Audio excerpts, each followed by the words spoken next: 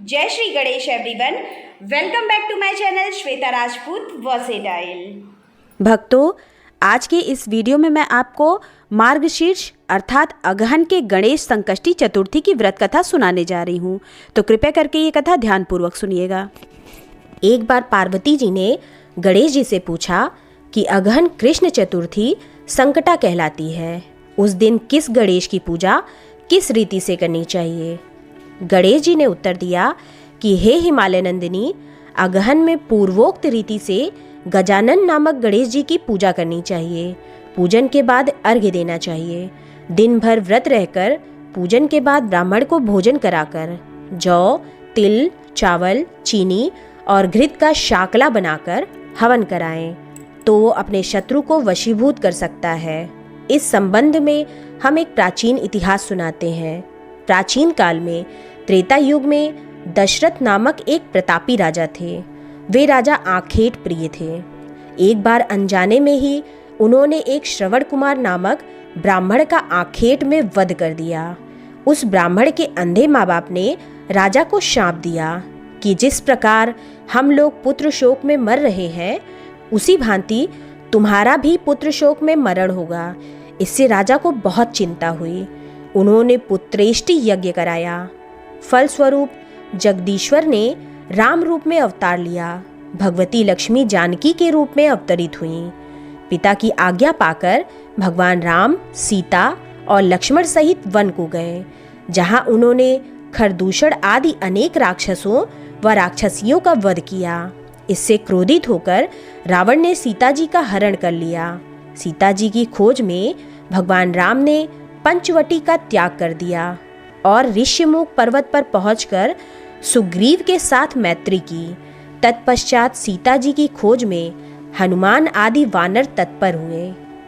ढूंढते ढूंढते वानरों ने गिद्धराज संपाति को देखा। इन वानरों को देखकर संपाति ने पूछा कि कौन हो, इस वन में कैसे आए हो, तुम्हें किसने भेजा है, यहाँ पर तुम्हारा आना किस प्रकार हुआ है। संपाति की बात सुनकर वानरों ने उत्तर दिया कि भगवान विष्णु के अवतार दशरथ नंदन राम जी, सीता जी और लक्ष्मण जी के साथ दंडक वन में आए हैं। वहां पर उनकी पत्नी सीता जी का अपहरण कर लिया गया है। हे मित्र, इस बात को हम लोग नहीं जानते कि सीता कहाँ है। उनकी बात सुनकर संपाति ने कहा कि तुम सब रामचंद्र के सेवक होने के नाते हमारे मित्र हो। जानकी जी का जिसने हरण किया है और वो जिस स्थान पर है वो मुझे मालूम है। सीता जी के लिए मेरा छोटा भाई जटायु अपने प्राण गंवा चुका है।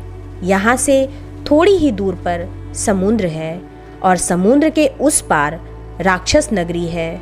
वहाँ अशोक के पेड़ के नीचे सीता जी बैठी हुई हैं। रावण द्वारा अपहृत सीता जी अभी भी मुझे दिखाई दे रही हैं। मैं आपसे सत्य कह रहा हूँ कि सभी वानरों में हनुमान जी अत्यंत पराक्रमशाली हैं, अतः उन्हें वहां जाना चाहिए।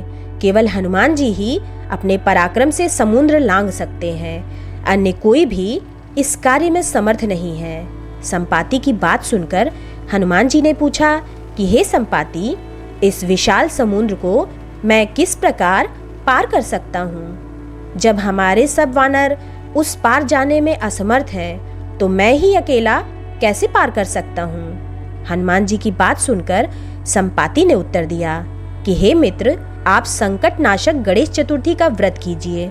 उस व्रत के प्रभाव से आप समुद्र को क्षण भर में पार कर लेंगे। संपाति के आदेश से संकट चतुर्थी के उत्तम व्रत को हनुमान जी ने किया। हे देवी, इसके प्रभाव से हनुमान जी क्षण भर में समुद्र को लांघ गए। इस लोक में इसके समान सुखदायक कोई दूसरा व्रत नहीं है। श्री कृष्ण जी कहते हैं कि महाराज युधिष्ठिर, आप भी इस व्रत को कीजिए। इस व्रत के प्रभाव से आप क्षण भर में अपने शत्रुओं को जीतकर संपूर्ण राज्य के अधिकारी बनेंगे। भगवान कृष्ण का वचन सुनकर युधिष्ठिर ने गणेश चतुर्थी का व्रत किया। इस व्रत के प्रभाव से वे अपने शत्रुओं को जीतकर राज्य के अधिकारी बने। तो बोलिए गणपति बप्पा की जय। तो भक्तों, ये थी कथा, मेरे द्वारा सुनाई गई कथा। अगर आपको पसंद आई हो तो मेरे चैनल को सब्सक्राइब कर ले, अभी तक जिन्होंने सब्सक्राइब ना किया हो, और बेल आइकन प्रेस करना बिल्कुल ना भूलें, जिससे मेरे आगे आने वाले लेटेस्ट वीडियो की नोटिफिकेशन आपको तत्काल मिल सके। मेरे वीडियो को लाइक एंड कॉमेंट्स भी करें। मेरे वीडियो को अपने फेसबुक, व्हाट्सएप, इंस्टाग्राम पर शेयर करना बिल्कुल ना भूलें। तो मैं अपना वीडियो यहीं समाप्त करती हूँ। मिलते हैं नेक्स्ट वीडियो में। तब आप सभी लोग मेरे कमेंट बॉक्स में जय श्री गणेश लिखना बिल्कुल ना भूलें।